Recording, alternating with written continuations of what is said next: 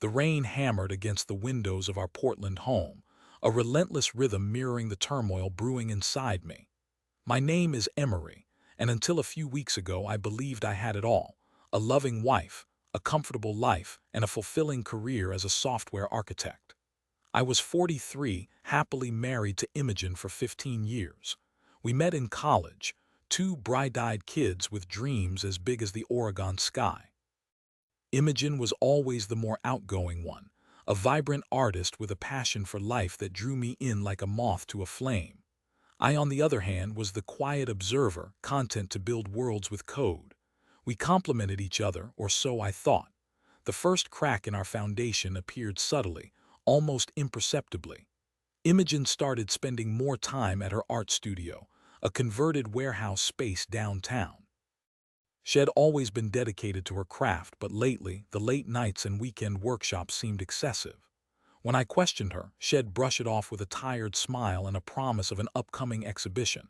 "It's just a busy period, Emery," she'd say, her eyes flitting away from mine. "You know how it is with art. Inspiration strikes at the oddest hours." I wanted to believe her. I truly did. But a nagging feeling gnawed at me, a sense of unease that refused to dissipate. I started noticing other things too. A new perfume she claimed was a gift from a client, a sudden interest in expensive lingerie, and a guardedness that hadn't been there before. She was distancing herself, building a wall between us brick by brick. One evening, Imogen told me she had a gallery opening in Seattle and wouldn't be home until late the next day. "It's a big opportunity, Emery," she said, her voice laced with a forced enthusiasm. "A chance to showcase my work to a wider audience." I kissed her goodbye, a hollow gesture that felt more like a farewell than a promise of reunion. As I watched her drive away, the feeling of unease intensified, morphing into a cold, hard knot in my stomach. I couldn't shake the feeling that something was terribly wrong. That night I couldn't sleep. I tossed and turned, haunted by vague suspicions and unspoken fears. Finally, around 3 a.m., I gave up and went downstairs to the living room. I poured myself a glass of whiskey and stared out at the rain-soaked city, my mind racing. It was then that I noticed Imogen had left her laptop on the coffee table. It was open, the screen displaying her email inbox. I knew I shouldn't, but the temptation was too strong.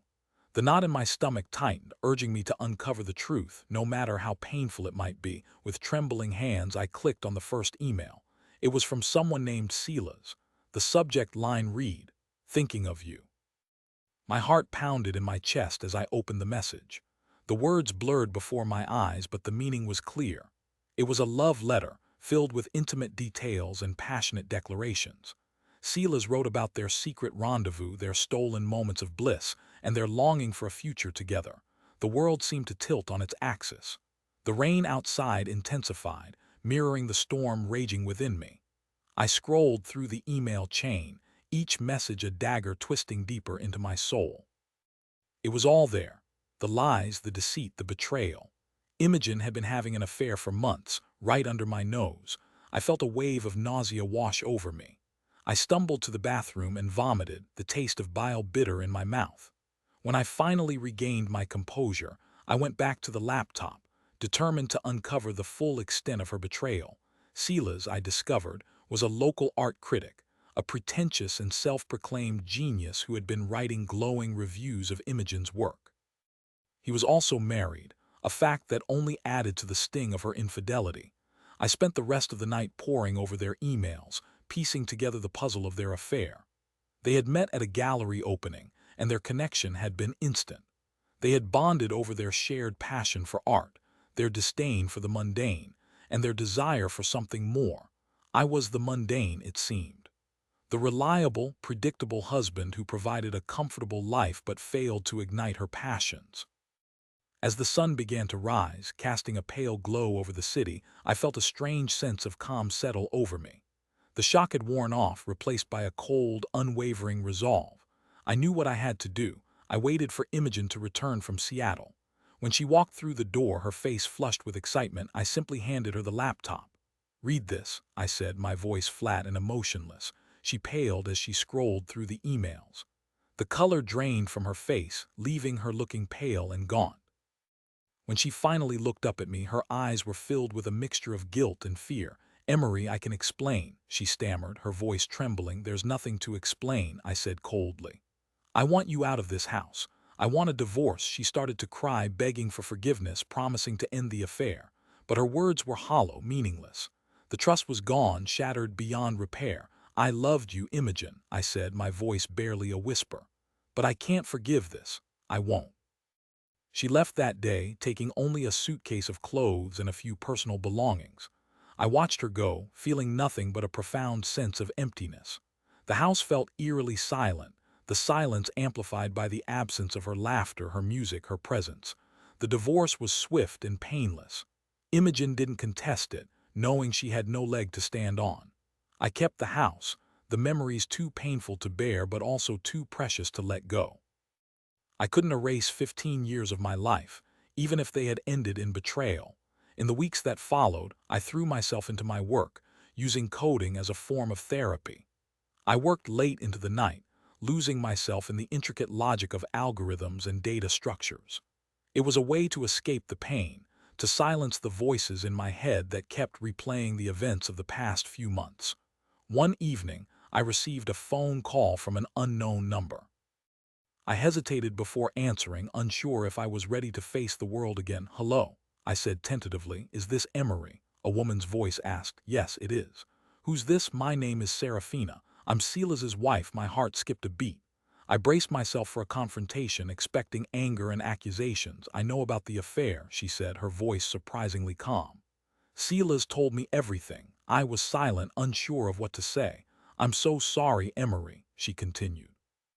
"I had no idea this was going on. Silas has a history of infidelity. I should have seen the signs. It's not your fault," I said, surprised by my own compassion. "You were a victim too." We talked for a long time that night, sharing our stories of betrayal and heartbreak. I learned that Serafina was a successful architect, a strong and independent woman who had dedicated her life to her career. She had been too busy to notice the cracks in her marriage, too trusting to suspect her husband of infidelity. As we talked, I realized that we had more in common than just our shared experience of betrayal. We were both intelligent, creative, and deeply wounded. We had both lost our faith in love and commitment. Over the next few weeks, Serafina and I continued to talk on the phone. We shared our fears, our hopes, and our dreams. We found solace in each other's company, a sense of understanding that I hadn't felt with anyone else. Eventually, we decided to meet in person. We met at a small coffee shop in downtown Portland, a neutral territory where we could talk without the weight of our pasts hanging over us. I was nervous as I waited for her to arrive.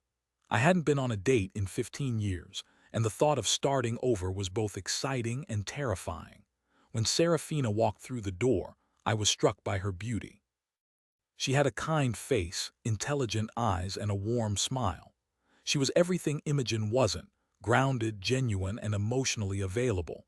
We spent hours talking that day, sharing our stories and getting to know each other. I learned about her passion for architecture, her love for travel, and her dreams of building sustainable communities. She listened patiently as I talked about my work, my hobbies, and my heartbreak. She didn't judge me or offer platitudes. She simply listened, offering a comforting presence and a non-judgmental ear. As the day drew to a close, I felt a spark of hope ignite within me. Maybe, just maybe, I could find love again. Maybe I could rebuild my life stronger and more resilient than before. Serafina and I started dating, cautiously at first, then with increasing enthusiasm. We discovered a shared love for hiking, live music, and good food. We explored the city together, discovering hidden gems and creating new memories. She helped me heal from the pain of Imogen's betrayal, showing me that not all women are liars and cheaters. She taught me to trust again, to open my heart to the possibility of love. One day, as we were hiking in the Columbia River Gorge, I stopped and turned to face her. The sun was shining, the birds were singing, and the waterfall roared in the background. "Serafina," I said, my voice trembling with emotion. "I love you. Will you marry me?" She smiled, her eyes sparkling with tears. "Yes, Emery," she said softly. "I will." We were married a year later in a small ceremony surrounded by our closest friends and family. It was a day filled with love, laughter, and hope. As I looked into Serafina's eyes, I knew that I had found my soulmate, my partner in life. Imogen's betrayal had been a devastating blow, but it had also led me to something beautiful and unexpected.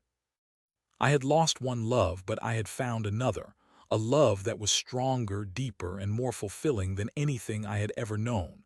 Sometimes, the greatest tragedies can lead to the greatest blessings. It may take time, but darkness gives way to light. I found my light in Serafina. Life wasn't over, it was just beginning.